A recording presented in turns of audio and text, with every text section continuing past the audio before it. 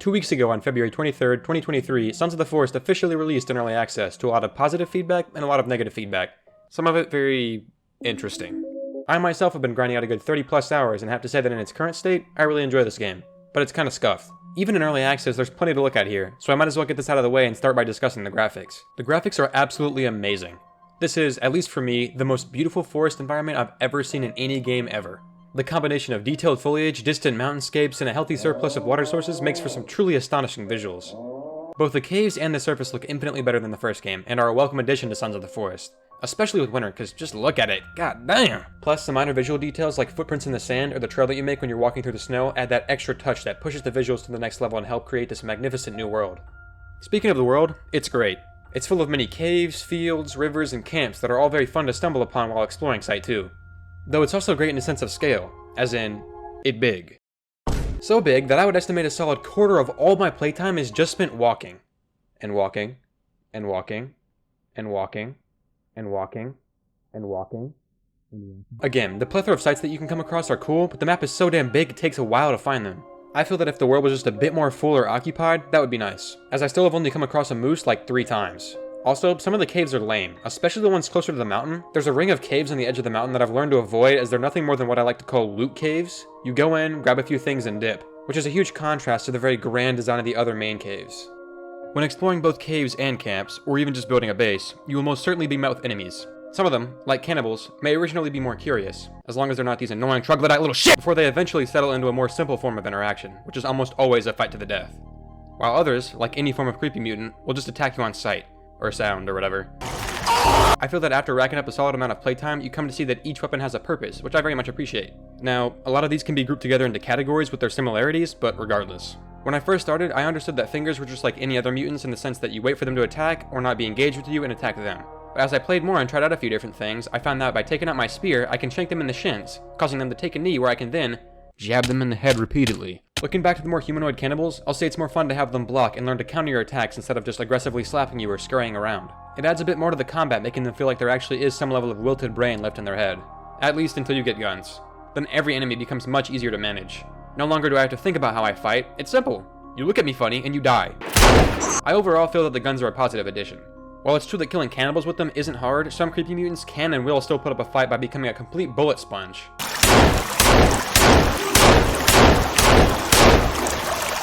This means that you do have to actually try and manage your ammo to a certain extent, so you actually have it when you need it.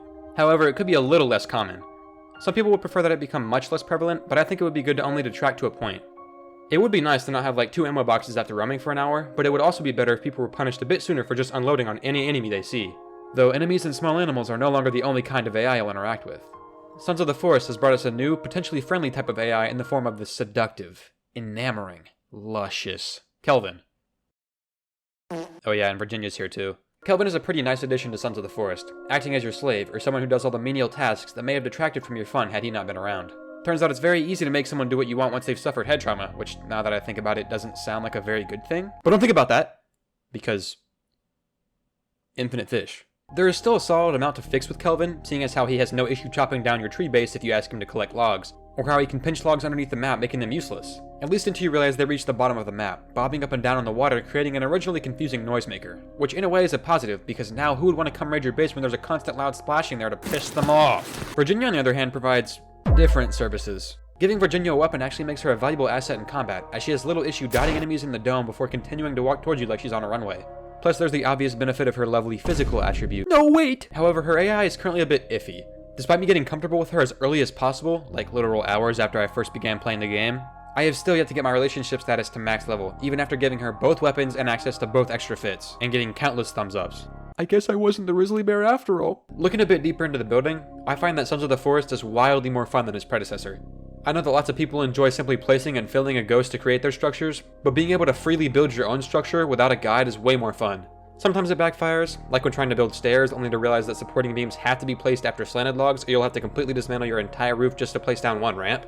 Or when you make a window and then decide you want to remove it, meaning you have to take out the completely suitable quarter-length logs and replace them with another new full-length log, leaving you with 2 random quarter-length logs you can now just awkwardly stack outside your base without being allowed to turn them into defensive spikes. Generally though, this more hands-on approach makes building a much more enjoyable experience, and provides the freedom to make all kinds of new bases, as long as you can do so with our current set of building options. Now, I think it's time I address a big negative for the game as it is now. The bugs. They are plentiful. Why don't I just list off some of the bugs I experienced throughout my playthroughs? Teleporting through the world. Virginia's gifts ceasing to exist upon her placing them on the ground, which damages our relationship. Audio bugging out when underground. My saves resetting back to day one for no reason. Ingredients duplicating when you craft items. GPS trackers refusing to register as collected once you reload, providing me with an infinite supply of GPS trackers. Not being able to build or see both structures and tents in multiplayer. Getting eternally stuck in menus when loading in. And book sliding, which was by far one of, if not the most enjoyable bug to experience. Well, really, it was the only enjoyable bug here, I think. And one that's already been removed from the game. Alright, before I discuss the story, I'm just going to mention some quick thoughts I've had about the game. 3D printing is really cool. Adding hotkeys through the recent hotfixes has made the game so much better. The repair tool should get its visual indication of damage back, as it's hard to tell which structures are actually damaged and how badly. Wind is deafening. The mountains are very barren and can use a bit more environmental stuff. Why does Virginia keep her fit on when she showers? On to the story. Remember in the last quick Sons of the Forest video when I said I may not be connecting obvious dots? Maybe I'm missing something, or maybe I'm just not connecting obvious dots. I wasn't connecting obvious dots. I truly am a monkey man to not only pick up and read, but screenshot every note or drawing that I found to review later. Also, I could go on to completely draw a blank when trying to figure out what was happening. Now, after some reflection, and intense usage of my last 1.68 brain cells, I can say the story does make more sense to anyone who wasn't me. It's still somewhat barren, and could use more cutscenes and lore, which the devs have already confirmed is coming to the game. The lady in the silver jacket still doesn't seem to have a proper name or reason for her actions, but it's theorized that she may be a spy for Sahara Therapeutics, which would explain her seemingly innate hatred for everyone involved with Puff Corp, and why she's here. So to recap everything, we come to the island to find the missing Puffton family, where we're shot down by who we believe is Silver Jacket Lady. We recover from the crash, navigating the island and finding all kinds of strange creatures and structures, when we eventually stumble upon a battle between a sluggy mutant and a grown-up Timmy. Eric also makes himself known, only to be shot by Silver Jacket Lady right before we're knocked out. We loot the rest of the facility before leaving and once again being on the search for answers, until we come across another marked point of interest that we come to find was at some point the Puffton's residence on the island. Continuing through and out of the facility, we reach a golden door, similar in appearance to other ancient artifacts. It opens to a long path full of magma and demons, but if you ward them off and get to another cave opening, you reach the golden cube. A cube said to keep those inside of it safe from a wave of ancient chaos unleashed upon the island that transforms anyone outside the cube into a mutant. Fortunately, Timmy is here, and even more fortunately, we arrive seconds before the cycle is about to once again take place. Obviously, the gang pulls up to stay safe from the chaos, and even Silver Jacket Lady shows up, but she sucks ass, so we force her out. Before we know it, time is up.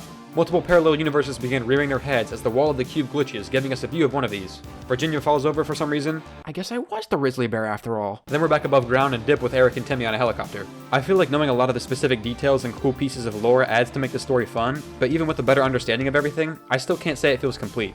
It's interesting, but it lacks the layers that the Forest story had. Similar to how I just ran through an overview of Sons of the Forest story, you could briefly summarize the events of the Forest. But even after that, there would be room to explore complete aspects of the story in their own full videos, whereas here, I feel a lot of the details left out are minimal. With no surprise, I find that Sons of the Forest 2 weeks after early access release is still very much an enjoyable, quality title that can hold its own, but is still in early access and makes that apparent. I'm very excited to see what 8 adds to make this game into the best game it can be, and hope that through their decision to develop this game in early access, we'll get to see it make its way there. Also, does Virginia know how much money is waiting for her once we get home? I mean, it's kinda weird that she may not know that she's like the richest person alive, but whatever.